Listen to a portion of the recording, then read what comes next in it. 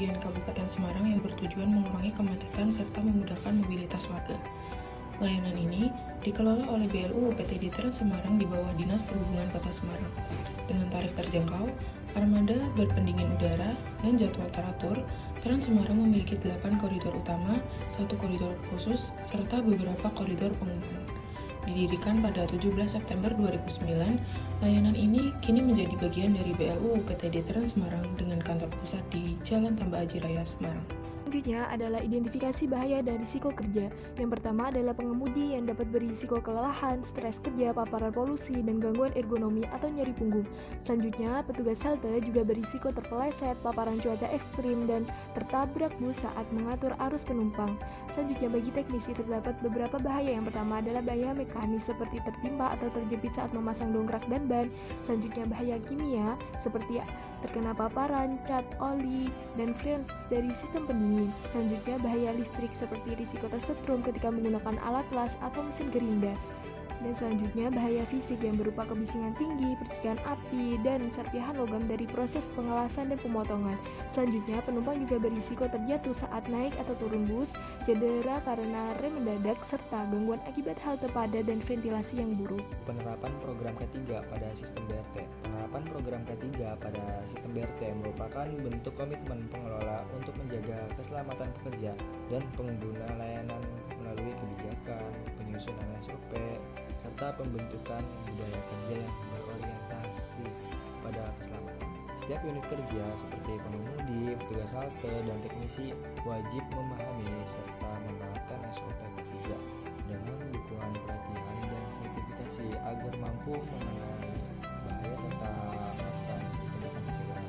Berdasarkan kajian Angel Dika Riansyah 2025, penerapan ketiga digital BRT dilakukan melalui pengendalian risiko dengan cara eliminasi bahaya, substitusi bahan bahaya, dan penggunaan alat pengemudi di APD. Dalam operasionalnya, pengelola melakukan pemeriksaan armada secara rutin meliputi rem, ban, AC, dan APAD, serta mengatur jam kerja pengemudi agar tidak kelelahan dan mewajibkan penggunaan APD sesuai standar seperti helm, sarung tangan, sepatu safety, dan wearpad. Selain itu, dilakukan safety talk sebelum hari dimulai untuk memastikan seluruh pengguna memahami potensi bahaya. Penerapan ketiga yang disiplin dan berkelanjutan mampu menekan risiko kecelakaan, meningkatkan produktivitas, serta menciptakan sistem transportasi publik yang aman dan berkelanjutan bagi seluruh pihak. Di PT Transmart sendiri, program ketiga dilaksanakan secara terencana dan berkesinambungan dengan tujuan menciptakan lingkungan kerja yang aman, sehat, dan produktif melalui langkah-langkah berikut. Yang pertama, sistem manajemen K3, kebijakan keselamatan, pembentukan K3, dan evaluasi rutin. Lalu yang kedua, identifikasi dan pengendalian risiko. Penilaian ini meliputi bahaya, inspeksi kendaraan, perbaikan sarana, dan penegakan aturan keselamatan. Lalu kemudian yang ketiga, pelatihan dan sosialisasi. Dalam hal ini, pelatihan sopir dan teknisi, lalu penggunaan APD, tindakan darurat, serta sosialisasi kepada penumpang. Lalu kemudian yang keempat, pemeriksaan kesehatan dan pengaturan jam kerja, meliputi pemeriksaan rutin dan pengaturan jadwal agar pengemudi tidak kelelahan. Lalu yang kelima, inspeksi dan pemeliharaan rutin.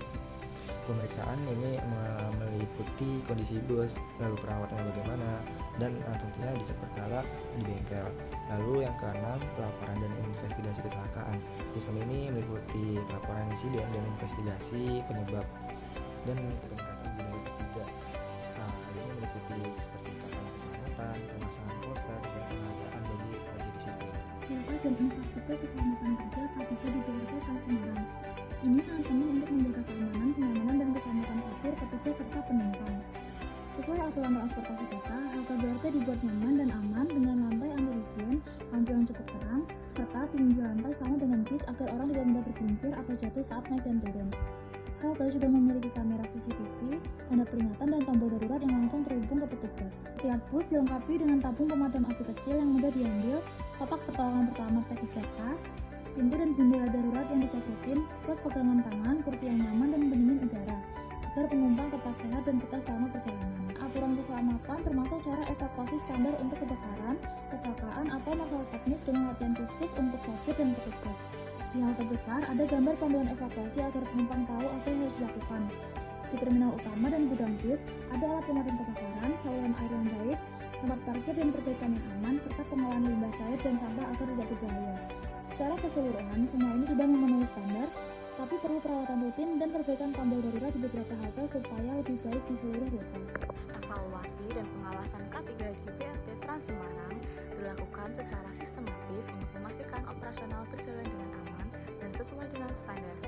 Pengelola rutin melakukan audit terhadap armada, halte, dan fasilitas keselamatan seperti AMPAR, P3K, serta pintu darurat. Setiap insiden dicatat dalam laporan kecelakaan untuk dianalisis dan ditindaklanjuti. Selain itu, evaluasi terhadap SOP keselamatan dilakukan secara berkala melalui simulasi darurat. Trans Semarang juga mengukur kinerja K3 lewat data kecelakaan, pelatihan, dan kepuasan kerja. Dalam pelaksanaannya, dilakukan kerjasama dengan instansi pemerintah untuk pengawasan dan pembinaan. Jadi, secara umum, sistem K3 ini sudah berjalan baik, namun perlu peningkatan pelaporan digital dan partisipasi aktif seluruh karyawan agar budaya keselamatan semakin kuat. Hambatan dalam penerapan K3 di PT Trans Semarang.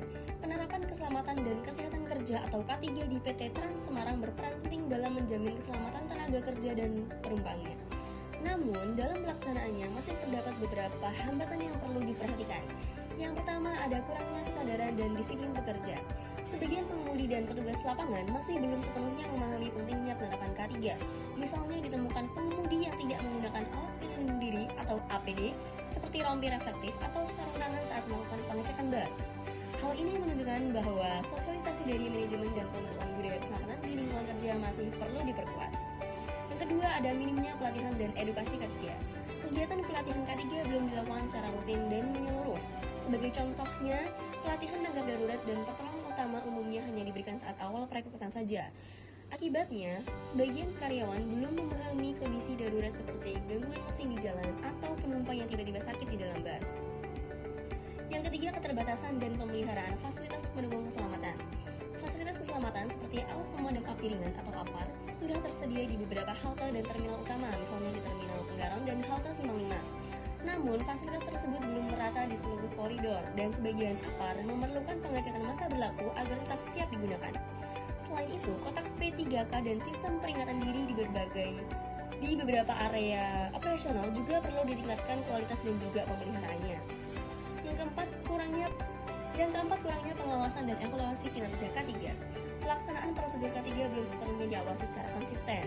Misalnya pemeriksaan kendaraan sebelum beroperasi seringkali hanya dilakukan secara administratif tanpa pengawasan langsung.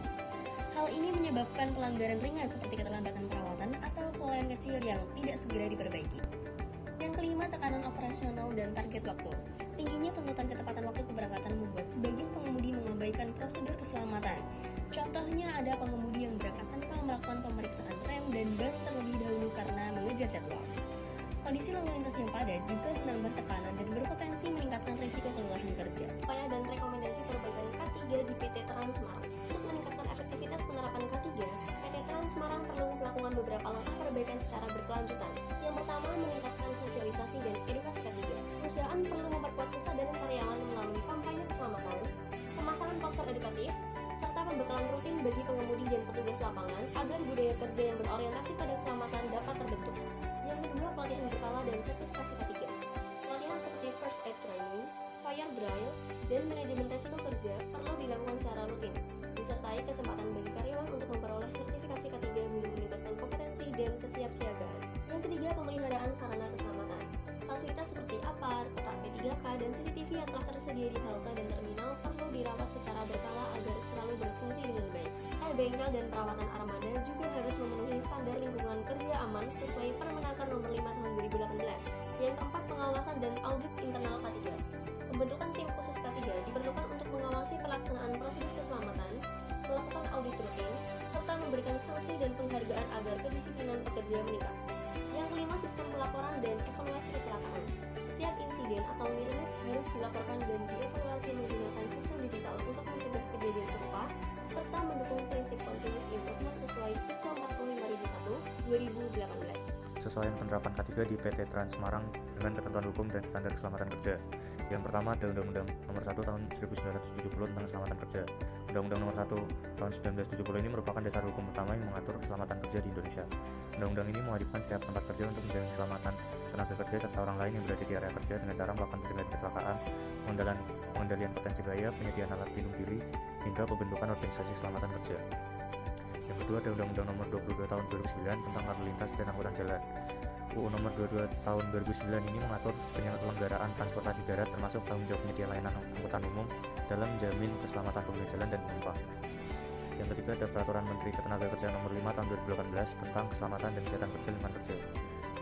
Peraturan Menteri Ketenagakerjaan Nomor 5 Tahun 2018 mengatur tentang persyaratan keselamatan dan kesehatan kerja dalam lingkungan kerja. Regulasi ini mencakup kewajiban pengusaha untuk melakukan identifikasi bahaya, pengendalian risiko, pemantauan lingkungan kerja, serta penyediaan alat pelindung diri atau APD. Yang keempat ada Peraturan Menteri Perhubungan Nomor PM 118 Tahun 2018 tentang penyelenggaraan angkutan orang dengan kendaraan bermotor umum tidak dalam trayek. Meskipun Peraturan Menteri Perhubungan ini berfokus pada penyelenggaraan angkutan sewa, regulasi ini juga mengatur prinsip keselamatan operasional, standar pelayanan, dan kelayakan kendaraan yang relevan diterapkan dalam sistem transportasi publik seperti BRT. Yang kelima ada ISO 45001 tahun 2018 tentang sistem manajemen keselamatan dan kesehatan kerja. ISO 45001 tahun 2018 merupakan standar internasional yang menjadi acuan utama dalam penerapan sistem manajemen K3. Standar ini menekankan pendekatan berbasis risiko atau risk-based thinking, keterlibatan aktif pimpinan dan pekerja, evaluasi berkelanjutan, serta dokumentasi formal dalam setiap proses penerapan K3.